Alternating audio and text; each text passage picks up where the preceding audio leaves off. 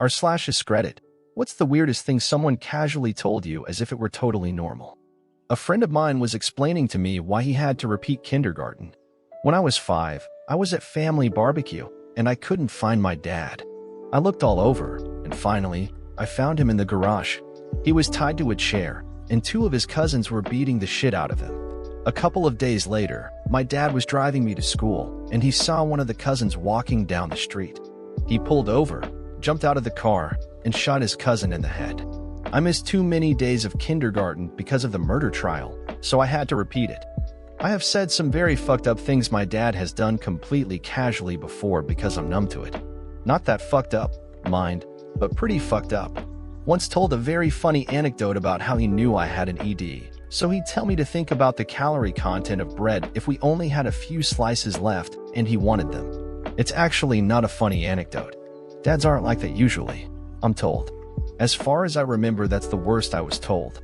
Was like 10 or 11 and riding public transit and had some dude in his 30s sits next to me putting me so I'm in the window seat and they're in the aisle seat so I'm trapped and starts talking about how he just got out of prison for raping his brother and how you shouldn't do that just because someone makes you angry.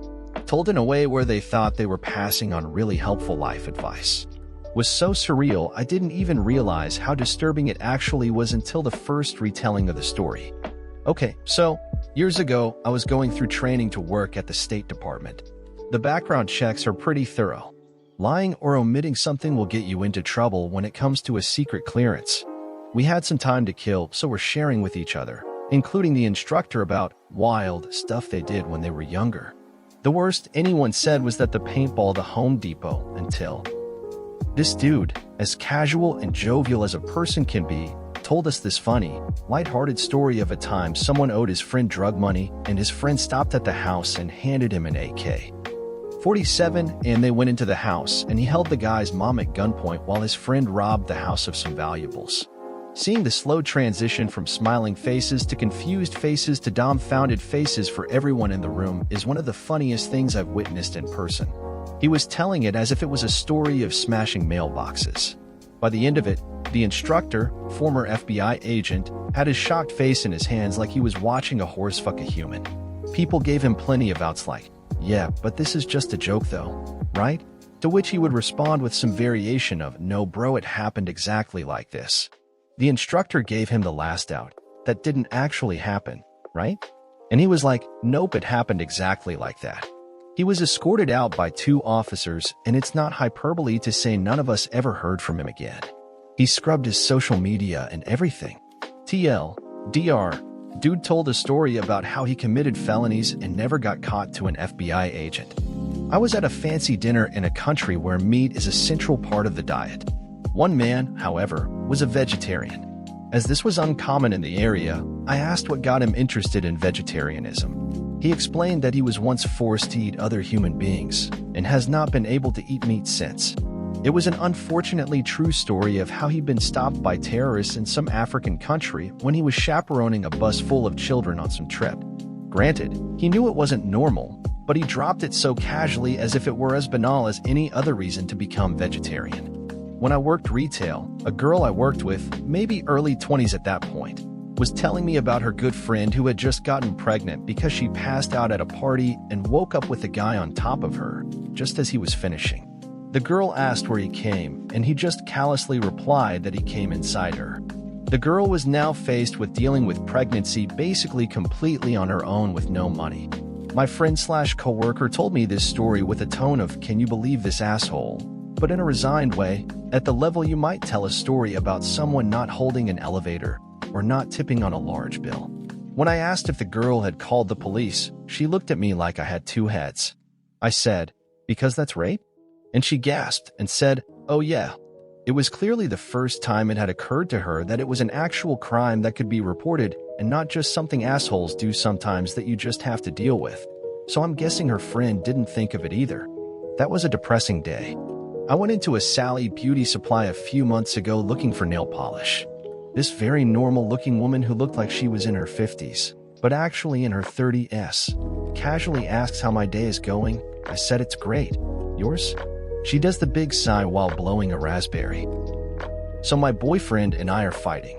I just had my birthday last week, turned 32, and he was supposed to take me to get sushi, but he had to take his mom to do her laundry, but then after he went to buy drugs, I guess, so he ran from the cops and wrecked my car into a telephone pole. He's paralyzed and in the hospital. They said he won't walk again, and he's been calling and texting crying wanting me to take care of him, but I dumped him. I mean, it's over?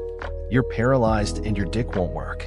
Plus, he totaled my car, and it was impounded, and I found out my insurance lapsed, and he stole my food stamps. I'm just at a loss. I've got 7 kids with 3 great guys, and I have to raise my kids. I can't raise these kids and a cripple man too. I'm like, look, I'm a young, attractive woman, and I've got a good job at Sally making almost $10 an hour, and they're saying I could be management by the 4th of July. That's big for someone like me. So anyway, I'm just going through it, and no one understands. You're really a nice person. You're so easy to talk to with such kind eyes. You're probably tired of hearing me talk about this. I just stood there, dazed. Do you need help finding something? I grabbed a random bottle of nail polish. I didn't even want it, but just wanted out of there so bad. I'm only buying nail polish online for a while. I worked at a gas station convenience store for a yearish when I was in my early 20s. One day this guy comes in, couldn't have been older than maybe 18? 19? And he comes in grinning and standing there. I welcome him and ask if he needs help, what pump he's on, etc. He goes on to laugh and pull change out of his pocket. He starts talking about how people are so funny with their money, that coins and dollars are meaningless and he has no use for it. We get weirdos often, so I just kind of smile and nod, and he goes on a disjointed spiel about humans and how Satan has no use for these worldly things, and how interesting people are, and how meaningless the things we do are. He eventually left without buying anything. It gave me a laugh, and I definitely didn't forget it. He smiled the entire time. Many years ago, I was a college student taking psychology classes. I participated in a group discussion thing at a mental hospital, where they were attempting to prepare patients for interacting with the world when they got out. It was kind of unsettling because everyone wore normal clothes and you couldn't tell who were the patients and who were the counselors or visitors. One guy was very pleasant and authoritative, and I assumed he was one of the staff. He was sitting right next to me the day we were discussing dealing with our parents, and he said, very calmly, it was far more upsetting to me when I killed my mother than when I killed my father. I was so stunned I just froze. In high school, I had a boyfriend from a different school who was a pathological liar. Some lies were more obvious than others. The best was when we were talking on the phone, and he casually told me that the other day in shop class a car fell on his hand. The other students knew to put air in his hand, and when he got to the hospital, they gave him a robotic arm. He went into detail about it too, like they put microchips in his brain and put a computer mouse in his hand, and the microchips were too strong, so he crushed the mouse, so they had to adjust it. I was just kind of like, aha. He then told me that the doctors offered to make his entire body robotic. Mind you, this was like 1999, since insurance covered it, which meant he wouldn't age, but he declined because he wanted to grow old with me. We had been dating for about 2 weeks. During the pandemic, I worked in one of those coffee shops some larger grocery stores have inside them. There was an older guy who worked in the meat department that would come by every day. A bit rugged and didn't usually talk much, but nice enough. Then one day we were talking about COVID, and he casually told me, in complete seriousness, the disease was manufactured in a Chinese lab to drop the world's population below 500,000 to make it easier to institute the New World Order. And it's all written in the Georgia Guidestones. I have never made a vanilla latte faster. I was talking to my friend Molly in 4th grade, and I asked her why she was still wearing flip-flops now that it was cold, and she told me those were her only shoes. I was horrified. She also had no coat, and we lived in WNC where it got cold. This was early 70s when nobody seemed to notice or care about these kids. I gave her my coat, and my mom didn't get mad. She just told me that was nice and got me a new coat. Ever since then, I can't enjoy having nice things when people around me don't. So I try to share as much as possible, because it's not right that some have to suffer with nothing. And I taught my daughter, and now my grandkids, that if every single person did one kind thing every day, the world would be an immensely better place. Red Heart Adhesive Bandage. I have a tattoo, and a girl saw it and asked me, "Oh, who'd you get it with?" And I said, "Some guy. I don't remember his name." I know the address of the studio though, if you want to check it out. And she was confused by my reply, and I was confused by her confusion, and she said, "You forgot his name?"